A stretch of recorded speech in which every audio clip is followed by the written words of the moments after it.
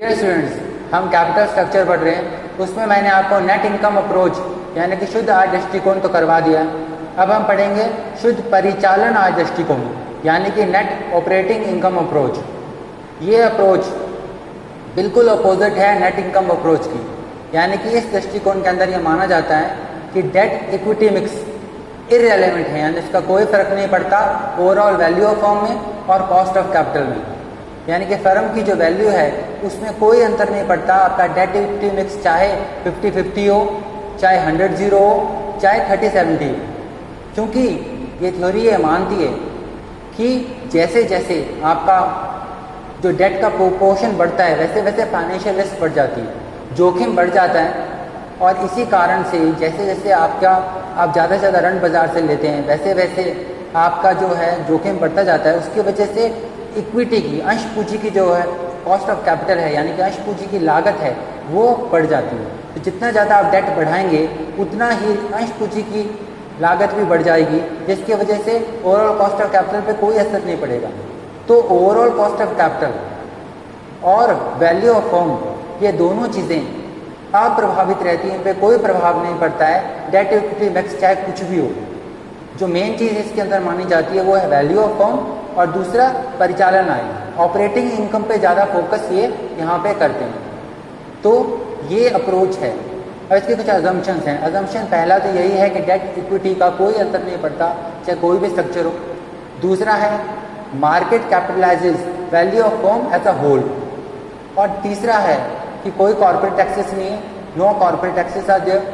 और एक चौथा ये है कि जो बिजनेस रिस्क है वो जितना भी जो डेट इक्विटी कोई भी लेवल हो उस पर सेम रहता है। यहाँ पे ध्यान देने की बात है, जब आप बुक पढ़ें और आप उसमें बिजनेस रिस्क पढ़ें, ये वाला अजम्पशन पढ़ें, तो ध्यान रखिएगा बिजनेस रिस्क में और फाइनेंशियल रिस्क में अंतर होता है। तो जब हम यहाँ पे ये अजम्पशन पढ़ते हैं, मैं नोट करवा दूँ, इस अजम्पशन में ध्यान रखिएगा कि बिजनेस रिस्क की बात हो रही है, फाइनेंशियल रिस्क की बात नहीं होगी।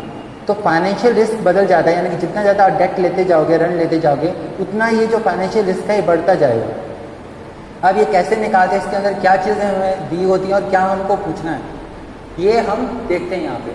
तो सबसे पहले इसके अंदर हम देखते हैं कि हमको EBIT दिया होता है, क्योंकि ऑपरेटिंग इनकम की बात है। अब हमको निकालनी होती है जनरली वैल्यू ऑफ फर्म। हमको ओवरऑल कॉस्ट ऑफ कैपिटल दिया होता है, हमको वैल्यू ऑफ फर्म निकालनी है। तो उसका फॉर्मूला क्या है, नोट कर लीजिए।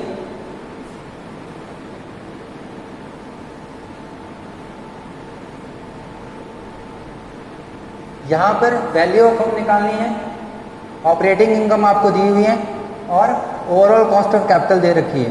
तो नेट ऑपरेटिंग इनकम और ओवरऑल कॉस्ट ऑफ कैपिटल आपकी टोटल वैल्यू ऑफ फर्म आ जाएगी। जब आपके पास टोटल वैल्यू ऑफ फर्म आ जाएगी और क्वेश्चन के अंदर जनरली वैल्यू ऑफ डेट तो दिया ही होता है, आपको निकालना क्या है वो आपको निकालना है। जैसे कि पिछले क्वेश्चन में भी हमने देखा कि वैल्यू ऑफ फर्म कैसे आती है।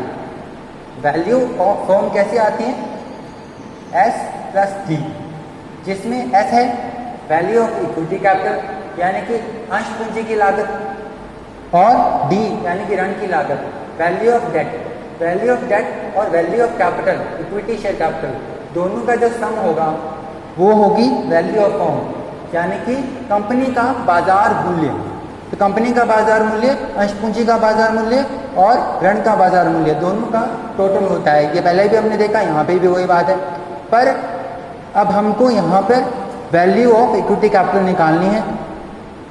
वैल्यू ऑफ फर्म आपकी निकल जाएगी इस फॉर्मूला से। जब वैल्यू ऑफ फर्म निकल जाएगी तो डेट की वैल्यू दी होगी, उसमें से माइनस कर लेंगे, यानी कि इक्विटी कैपिटल अंश पूंजी का बाजार मूल्य कैसे निकालेंगे आप, इसी फॉर्मूले को जो पहले हमने पढ़ा उसी को चेंज करते हुए। तो इससे आपकी इक्विटी शेयर कैपिटल की वैल्यू निकल जाएगी, यानी value of equity share capital आपको मिल जाएगा। वैल्यू ऑफ फर्म में डेट माइनस कर लेंगे तब। तो यहाँ तक आपको समझ में आ गया होगा। जब हमारे पास ये दोनों चीज़ें आ जाएंगी, और तीसरी चीज़ हमको जो लास्ट में निकालनी है वो है cost of equity share capital. ठीक है, उसके लिए हमको चाहिएगा EBT। ये पहले भी आपको बताया था आपको earning before tax but after interest. अब उसके बाद अब हम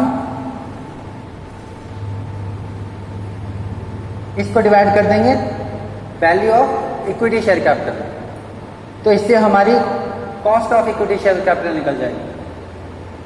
तो पहले हम यहाँ पे वैल्यू ऑफ फर्म निकालेंगे, उसके बाद हम उसमें से जो टोटल वैल्यू ऑफ फर्म है उसमें से डिबेंचर की वैल्यू लेस कर देंगे, तो हमारे पास आ जाएगी इक्विटी शेयर कैपिटल की वैल्यू, यानी कि अंश पूंजी का बाजार मूल्य।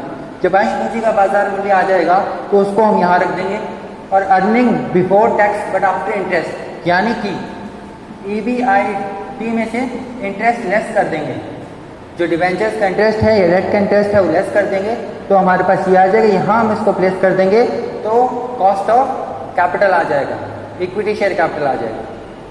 तो अब इसी को एक एग्जाम्पल के माध्यम से करने का हम प्रयास करते हैं, तो ध्यान से दीजिएगा। ये फॉर्मूला देख लिया आपने, नोट कर लीजिए। अब एक एग्जाम्पल के जरिए हम इसको कैसे कर सकते हैं, आइए देखते हैं।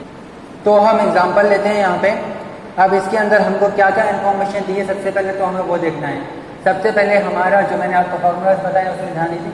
सबसे पहले आपको नेट ऑपरेटिंग इनकम दी हुई, तो क्वेश्चन में जब आपको दिया जाए नेट ऑपरेटिंग इनकम, तो वो ये है earning before interest and tax. वो हम यहाँ अज्यूम कर लेते हैं कि हमें मिली है 4 लाख। अब उसके बाद हमें ओवरऑल कॉस्ट ऑफ कैपिटल दिया हुआ है, टोटल कैपिटलाइजेशन रेट जिसे कहेंगे, वो हमको दे रखी है कितनी, मान लेते हैं 12.5% हमको ये यहाँ पे दे रखी है। अब उसके बाद हमको यहाँ पे एक और चीज़ दे रखी है, वो है डिबेंचर्स। तो हमको डेट कितना दे रखा है, मान लीजिए डिबेंचर्स हैं 10 लाख, और वो हम अज्यूम करते हैं कि 10% रेट पे दे रखे हैं। तो ये 10 लाख के डिबेंचर्स हैं, 10% रेट ऑफ इंटरेस्ट पे हमको मिला हुआ है। अब हमारे पास cost of overall cost of capital 12.5 है, अर्निंग बिफोर इंटरेस्ट टैक्स हमारे पास 4 लाख है। तो सबसे पहले हमको क्या निकालना है, वो हमको निकालना है टोटल वैल्यू ऑफ फर्म, यानी कि कंपनी का बाजार मूल्य हमको निकालना है। उसके लिए हम फॉर्मूला यूज करेंगे जो मैंने आपको बताया, वो है net operating income over overall cost of capital. इस फॉर्मूला को यहाँ पुटअप करेंगे, फिगर्स पुटअप करेंगे। 4 लाख डिवाइडेड बाय 12.5%, ये आपका आ जाएगा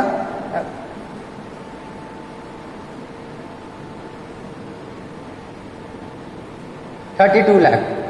तो यहाँ पे हमारे पास आ गई ओवरऑल वैल्यू ऑफ फर्म, यानी कि फर्म की वैल्यू आ गई। अब इसमें से हमको अगर इक्विटी वाले पोर्शन की वैल्यू निकालनी है, तो हम फॉर्मूला कौन सा यूज करेंगे, E equal to S plus D. आपको ये बात हमने बताई, V plus equal to S plus D होता है। तब S क्या होगा, वो 32 लाख में से, यानी कि हमको इक्विटी शेयर की वैल्यू निकालनी है, तो 32 लाख में से हम 10 लाख जो है माइनस कर देंगे, तो हमारे पास आ जाएगा 22 लाख।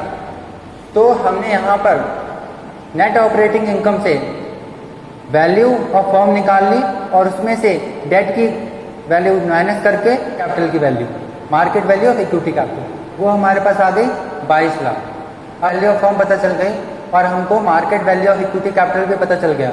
अब दोनों हमको इन्फॉर्मेशन मिल गई। तीसरी हमको चाहिए कॉस्ट ऑफ इक्विटी कैपिटल, तो वो सिंपली निकल जाएगी। फिर से हम फॉर्मूला निकालना है, हमें कॉस्ट ऑफ इक्विटी कैपिटल चाहिए, तो हम यहाँ पे लेंगे EBT ओवर S, ये हमको मिल जाएगी, यानी कि earning before tax but after interest. तो हम उसमें इंटरेस्ट माइनस कर लेंगे नेट ऑपरेटिंग इनकम में, तो वो आ जाएगा 3 लाख। 3 लाख कैसे आएगा कि 10 लाख का डेट है, उसमें 10% इंटरेस्ट रेट के साथ से 1 लाख इंटरेस्ट आ जाएगा, और 4 लाख ऑपरेटिंग इनकम से लेस करेंगे तो EBT हमारे पास आ जाएगी। उसके बाद S हमने निकाल लिया था, जो था 22 लाख। अब हमारे पास आंसर निकल जाएगा, ये हम कैलकुलेट कर लेंगे, अप्रोक्सीमेटली 13 पॉइंट कुछ आता है, 13.6 कुछ आएगा ये। तो इस प्रकार हमारा कॉस्ट ऑफ इक्विटी कैपिटल निकल जाएगा। तो पहले हमने वैल्यू ऑफ फर्म निकाली, नेट ऑपरेटिंग इनकम वाले फॉर्मूले से। उसके बाद हमने उसमें से डेट की वैल्यू लेस कर दी तो हमारे पास market value of equity capital आ गई, अंश का बाजार मूल्य आ गया। और उसके बाद हमने ओवरऑल कॉस्ट ऑफ कैपिटल भी निकाल ली, उसके भी फॉर्मूले की यूज से। तो इस तरीके से आप शुद्ध परिचालन आय दृष्टिकोण के क्वेश्चन सॉल्व कर सकते हैं और देख सकते हैं। मूल बात इस अवधारणा की यही है कि फाइनेंशियल रिस्क बढ़ने की वजह से कॉस्ट ऑफ इक्विटी कैपिटल बढ़ जाता है जैसे जैसे हम डेट यूज़ करते हैं। यानी कि ज़्यादा से ज़्यादा ऋण लेने का कोई खास फायदा नहीं होता, ना तो कंपनी की वैल्यू में कोई फ़र्क पड़ता है, ना ओवरऑल कॉस्ट ऑफ कैपिटल में कोई फ़र्क पड़ता है। अब इसकी आलोचना ये की जाती है कि ये एक यूनिवर्सल ट्रूथ है, यानी कि सब जगह माना जाता है कि डेट इक्विटी मिक्स का प्रॉपर यूज़ करने से लेवरेज मिलती है, फाइनेंशियल लेवरेज मिलती है। तो ये थ्योरी उसको बिल्कुल नकार देती है। लेकिन सच्चाई यही है कि ट्रेडिंग और इक्विटी होती है, उसके एडवांटेजेस होते हैं, डेट यूज़ करने से आपको फ़ायदा मिलता है। अब इसी थ्योरी जो नेट ऑपरेटिंग इनकम अप्रोच बिल्कुल एक्सट्रीम पे चली गई है और नेट इनकम अप्रोच दूसरे एक्सट्रीम पे है। इन दोनों के बीच का जो रास्ता है वो ट्रेडिशनल थ्योरी में कैसे निकलेगा, ये अगले वीडियो में मैं आपको बताऊँगा।